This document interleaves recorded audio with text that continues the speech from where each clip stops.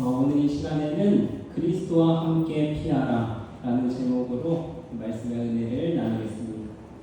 먼저 본문 말씀 민수기 35장 15절 말씀 우리 함께 읽도록 하겠습니다. 민수기 35장 15절 말씀입니다. 함께 읽겠습니다. 시작! 이 6 성읍은 이스라엘 자손과 타국인과 이스라엘 중에 거류하는 자의 도피성이 되리니 부지 중에 살인한 모든 자가 그리로 도피할 수 있으리라. 하나님께서는 이 애굽에서 나온 이스라엘 백성들에게 절기, 제사, 안식년, 희년, 이 도피성과 같은 제도를 주심으로 구속의 청사진을 제시해 주셨습니다. 오늘 이 시간에는 도피성 이야기를 살펴보므로 이 하나님의 은혜를 함께 경험하길 원합니다. 더 나아가 이스라엘 백성들에게 주신 도피성 제도를 통해 하나님이 드러내신 이 구원의 계획을 함께 목도하는 시간이 되길 바랍니다. 우리는 도피성이 가진 특성과 또 독특한 형식에 주목할 필요가 있습니다. 이 도피성에 대한 최초의 언급은 시내산에서 10계명을 받은 후 주어진 다양한 율례 중에서 확인할 수 있습니다. 애굽으로부터 나왔으나 아직 우상 숭배와 노예 생활이 더 익숙한 이스라엘 백성들은 신앙이 약화된 상태였습니다. 그들의 저하된 영적 능력으로는 이 10계명의 높은 표준을 이해하기가 어려웠습니다. 하나님은 이들의 상황과 특성에 맞게 종에 대한 율례, 가난한 사람들에 대한 율례, 폭력과 배상, 도덕과 정의, 복지에 대한 다양한 율례를 통해 법에 대한 판결을 받을 길을 제시해 주셨습니다. 그중 이 도피성에 대한 최초의 언급은 출애굽기 21장 13절에 등장합니다. 만일 사람이 고의적으로 한 것이 아니라 나 하나님이 사람을 그의 손에 넘긴 것이면 내가 그를 위하여 한 곳을 정하리니 그 사람이 그리로 도망할 것입니다. 출애굽기에서는 하나님이 직접 도피성을 마련해 줄 것에 대해 언급하셨습니다. 그리고 민수기 35장에서 더 구체적으로 이 도피성에 관해 이야기를 합니다. 도피성은 어떤 곳입니까? 아시다시피 도피성은 부지 중에 고의가 아닌 실수로 살인한 사람을 받아들이는 성읍으로 그 사람이 재판을 받기까지 이 피해 보복자를 피해 도망할 수 있는 장소였습니다. 이 사람은 이 회중 앞에서 판결을 받은 후 만일 고의로 살인한 자면 사형에 처했고 부지 중에 살인한 자는 살인한 자는 이 도피성에 살아야 했습니다. 언제까지 이 도피성에 살아야 하냐면 이 대제사장이 죽을 때까지 도피성에 살아야 했습니다. 그것이 도피성에서 나올 수 있는 유일한 방법이었습니다. 이러한 도피성에 대한 설명은 이 신명기서와 여호수아서에 걸쳐서 강력하게 반복되고 있습니다.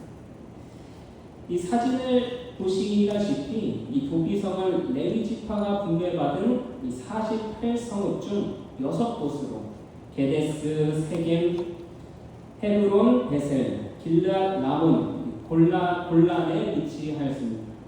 이는 팔레스타인 어느 지역에서도 이 하루 만에 도피성에 이를 수 있는 장소이며 거리는 대략 48km 이내에 있었다고 합니다. 이 도피성으로 가는 길은 폭이 14m에 이르는 아주 넓은 길이었으며 가는 길에 도피성이라 쓴 팻말이 이 눈에 띄기 쉬운 길목에 설치되었다고 합니다. 이 도피성은 이스라엘 백성뿐만 아니라 이방인과 거류민에게도 열려 있어서 이 지역에 거주하는 모든 부지 중에 살인한 자들이 피해 보복자를 피해 도망할 수 있었습니다. 그렇다면 이스라엘 백성들에게 이 도피성 제도를 마련하신 이유는 무엇이었을까? 출애굽 후 광야에서도 이 가나안 땅에 들어가서도 이스라엘 백성들에게 익숙한 것은 바로 이 보복법이었습니다. 탈리오의 법칙이라고도 하는 눈에는 눈, 이에는 이라는 법입니다. 이스라엘 백성들에게는 나와 너무나도 가깝고 내가 사랑하는 자를 죽음에 이르게 한 이 살인자를 스스로 복수하며 피해값을 치르게 하는 것은 당연한 일이었습니다. 당시 법에도 이러한 피해 보복자의 행위를 막지는 않았습니다. 그런데 하나님께서는 도피성 제도를 통해 이 부지 중에 살인한 고의적이지 않은 이 실수로 우발적인 살인자를 향해 이 피해 보복자로부터 도망쳐서 이 생명을 보존할 수 있는 길을 마련하신 것입니다. 하나님께서는 의도하지 않은 살인을 저지른 살인자를 보호하심으로 이 당신의 구원의 계획을 엿볼 수 있는 길을 제시한 것입니다. 이 피해 보복자는 이 회중의 판결을 받고 도피성으로 피한 자에게 그의 권리를 행사할 수 없었습니다. 스스로 복수하지 말 것, 피해자와 가해자를 같은 장소에 두지 말 것. 오늘날 이 법과도 유사한 측면이 있습니다. 이러한 인도적인 법의 시행은 피해는 피라는 논리에 익숙한 이스라엘 백성들에게 하나님의 공의와 자비를 경험하게 하는 것이었습니다. 복수를 멈추는 것은 결코 쉬운 일이 아닙니다. 특히 제도적으로 복수의 길이 막히는 것은 꽤나 억울한 원통한 일이라 할 수 있습니다. 그래서인지 오늘날 소설, 드라마, 영화 같은 가상의 현실에서 실현 불가능한 복수의 이야기를 실행함으로 그것을 보는 사람들의 마음에 일종의 통쾌감과 짜릿함을 선사하곤 합니다. 때문에 복수를 멈추고 법의 심판을 겸허히 받아들이는 자는 어리숙한 사람이고 스스로 당한 것을 배로 갚아주는 것이 이 정당한 복수를 한 것으로 여기는 경향이 이 현대 사회에 분배합니다. 우리는 도무지 이 복수의 늪에서 벗어나지 못하고 있습니다. 소설이어서 괜찮고 영화나 드라마의 허구적 환경에서 제한되었기 때문에 과연 괜찮다고 할 수 있겠습니까?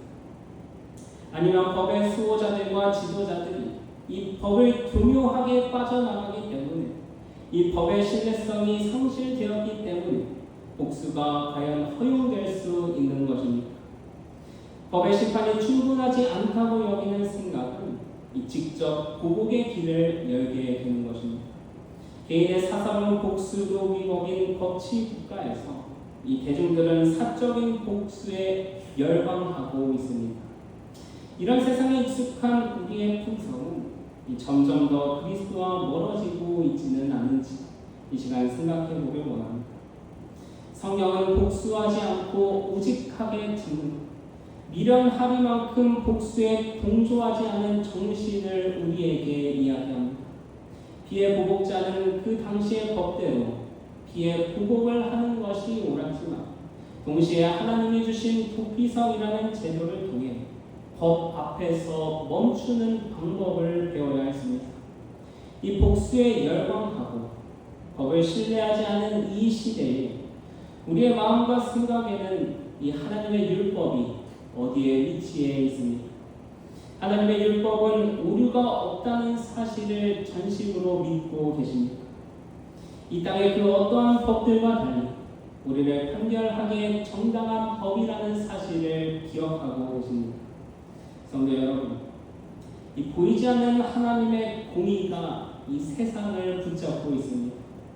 피해 보복자의 보복을 멈추며 이 죽어야 할 죄진자의 생명을 보호할 수 있는 위대한 하나님의 율법 앞에 서시길 간절히 바랍니다. 이제 도피성에 대한 한층 더 깊은 이해로 들어가길 원합니다. 참된 입법자이신 하나님의 품성을 드러내는 이 도피성이 저와 여러분의 마음에 새겨지길 원합니다. 하나님께서 이스라엘 백성에게 주신 도피성을 이 오늘날 살아가는 모든 사람에게도 동일하게 제시하십니다. 그 도피성은 바로 예수께서 피로 사신 교회입니다. 사도행전 11페이지에선 다음과 같이 말씀합니다. 교회는 반역한 세상에서 하나님이 보유하고 계시는 당신의 요새요 도피성이다.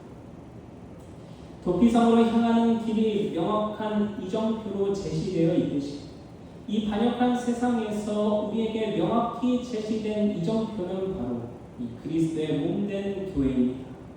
그러나 안타깝게도 불러냄을 받은 자들이 이 모이기를 힘써야 할 이때 모이기를 피하는 일들이 늘어나고 있습니다.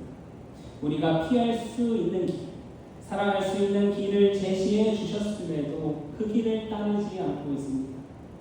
성도 여러분, 이 그리스도의 몸된 교회로 피하시길 바랍니다. 또한 도피성으로 향하는 길은 잘 닦여 있었습니다. 도피성으로 피하는 모든 사람에게 제시된 길은 매우 넓어서 이 도피하기에 편리했습니다. 이렇듯 무엇이든지 그리스도께 나아가는 길은 이 어떠한 방해가 되어서는 안 되는 것입니다. 지금까지 나에게 주어진 환경과 내가 가진 모든 것이 하나님께 나아가는 길에 방해가 되지 않았는지 살펴보아야 할 것입니다. 만약 내가 가진 사소한 것 하나라도 하나님께 나아가는 길에 방해가 된다면 과감하게 끊고 그분께로 나아가는 길에 어려움이 없어야 하는 것입니다.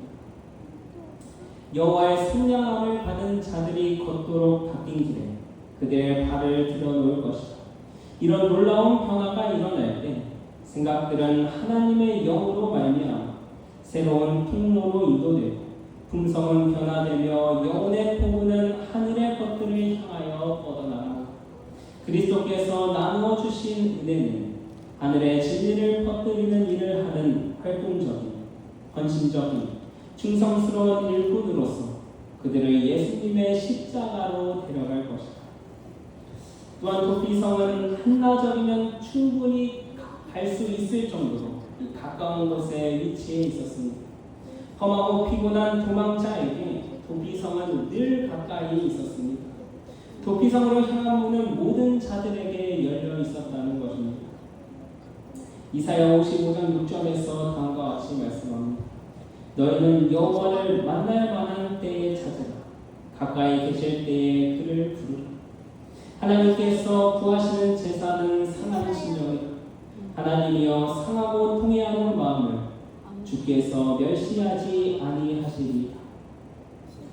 사랑하는 성도 여러분, 이 상한 심령을 가지고 늘 가까이 계시는 그리스도께 피하시길 간절히 바랍니다. 이 땅에서 병들고 힘든 삶을 영위하는 우리에게 하나님이 마련하신 도피성으로 들어오라는 초청이 받아들여지길 이 시간 간절히 소망합니다. 도망자 야곱 앞에는 사닥다리가 놓였습니다. 다윗은 피난처이신 하나님을 발견했고 사울과 압살롬의 압제 가운데에서 피난처 되신 하나님을 찬양하였습니다. 험난한 시대의 선지자 이사야, 예레미야는 피난처 되신 하나님을 간구하였습니다. 그리고 백성들에게 자신이 만난 피난처 되신 하나님을 전하였습니다. 지혜자는 잠언을 통해 또한 이렇게 말합니다. 여호와를 경외하는 자에게는 견고한 의뢰가 있나니 그 자녀들에게 피난처가 있으리라. 사랑하는 성도 여러분, 그리스도를 신뢰할 분으로 삼으시길 바랍니다. 그리스도와 더불어 하나님 안에 피한 자의 생명은 언제나 피난처를 갖게 될 것입니다. 부조와 선지자에서는 다음과 같이 말씀합니다. 고대 하나님의 백성을 위해 지정된 도피성은 그리스도 안에 준비된 피난처의 상징이었다. 이러한 이 땅의 도피성을 마련하셨던 동일한 자비로우신 구주께서는 그의 보혈을 흘리심으로 하나님의 율법을 범한 자들을 위하여 저희가 둘째 사망에서 피하여 안전함을 얻을 수 있는 확실한 피난처를 준비하셨다. 베드로는 우리에게 다음과 같이 경고합니다. 근신하라 깨어라. 너희 대적마귀가 우는 사자같이 두루다니며 삼킬 자를 찾나. 이 도피성 밖에는 우는 사자와 같이 울부짖는 사탄이 피의 보복차처럼 서 있습니다. 도피성 안에 살게 된 사람은 더욱더 도피성 안에서의 삶을 붙잡아야 합니다. 짧은 인생 살면서 경험해보니 이 순종은 순종을 낳고 불순종은 불순종을 낳는다는 사실을 깨닫게 되었습니다. 순종의 축복과 기쁨을 맛본 자는 더욱더 하나님께 순종하며 충성하며 살아가지만 불순종은 더욱더 불순종의 늪에 빠져들게 만들곤 합니다. 지금 주어진 말씀에 순종하길 거부하면 다음에 다가오는 시험에서 순종하기는 더 어려워진다는 사실을 우리는 잘 알고 있습니다. 순종은 겉보기에는 힘들지만 이 불순종하여 얻는 결과들은 순종하는 것보다 반드시 더 큰 고통을 가져올 것입니다. 마찬가지로 지금 우리가 하나님의 말씀에 순종하지 않고 하나님께 피하지 않는다. 언제 피해 보복자가 우리에게 들어닥칠지 모르는 것입니다. 그렇기 때문에 지금은 비록 힘들어 보이지만 매 순간 그리스도 안에서 동행하는 이 순종의 삶을 살아야 합니다. 마지막으로 도피성 안에서 살아가는 삶도 물론 중요하지만 이 재판을 받고 도피성에서 살게 된 것으로 하나님의 구원은 완성되지 않았습니다. 의도하지 않은 살인으로 인한 피해값은 여전히 남아 있었습니다. 부지 중에 흘린 피로 살인자가 되어 도피성에 피하게 된 이 가해자는 누구의 죽음을 통해서만 사랑하는 가족이 기다리는 정든 집으로 돌아갈 수 있었을까? 바로 부지 중에 흘린 피는 대제사장의 죽음으로만 갚아졌습니다. 그런데 이 대제사장과 나와 아무 관련이 없으면 그의 죽음이 나의 해방과 무슨 상관이 있겠습니까? 그러나 대제사장이 드리는 제사는 이 백성들을 대표해서 드리는 것이기 때문에 의미가 있습니다. 특히 다른 사람을 죽여서 도피성에 거하는 자들에게는 대제사장이 더 특별한 의미로 다가오는 것입니다. 대제사장의 피가 나의 죄에 대한 속전이 되었기 때문에 그리고 그 피를 하나님이 받으신다고 했기 때문에 관련이 있는 것입니다. 내가 살기 위해 필요한 것은 나의 피가 아니라 대제사장의 피인 것입니다. 도피성에 피한 사람은 여전히 살인자이기에 그가 가지고 있는 살인이라는 이 무거운 죄의 족쇄와 고통이 남아 있었습니다. 그 무거운 질병과도 같은 죄에서 벗어날 수 있는 길은 피해는 피라는 원칙에 따른 이 피의 희생이 수반되어야 했습니다. 하나님은 창조주로서 흘린 피의 대가를 받을 마땅한 권한이 있으신 것입니다. 창세기 9절 말씀입니다. 다른 사람의 피를 흘리면 그 사람의 피도 흘릴 것이니 이는 하나님이 자기 형상대로 사람을 지으셨습니다. 이렇듯 하나님은 스스로 모든 생명의 주인이 되십니다. 그리고 스스로 피의 보복자가 되어서 죄에서 해방되는 길을 제시해 주셨는데 그것이 바로 주께서 대제사장이 되시는 것이었습니다. 그러므로 그가 범사의 형제들과 같이 되심이 마땅하도다. 이는 하나님의 일에 자비하고 신실한 대제사장이 되어 백성의 죄를 속량하려 하십니다. 사랑하는 성도 여러분, 우리는 우리의 피해 값으로는 아무것도 할 수 없는 연약한 존재입니다. 그렇기 때문에 죄의 모든 값을 단번에 치르신 예수께서 하늘로 올라가셔서 대제사장으로서 친히 우리를 위해 간구하고 계십니다. 우리의 창조주이시며 참된 위로자이자 중보자 되시니 스스로 희생제물로서 모든 죄의 값을 지불하셨다는 사실입니다. 증언구강 43페이지 말씀입니다. 예수님께서는 우리를 위하여 피할 길을 내시고 우리로 하여금 모든 악의 성질, 죄, 유혹을 극복하게 하시고 마침내 당신과 함께 앉게 하여 주시기 위하여 돌아가셨다. 이제 우리가 할 수 있는 일은 이거밖에는 없습니다. 나의 영혼이 잠잠히 하나님만 바라며 나의 구원이 그에게서 나는다.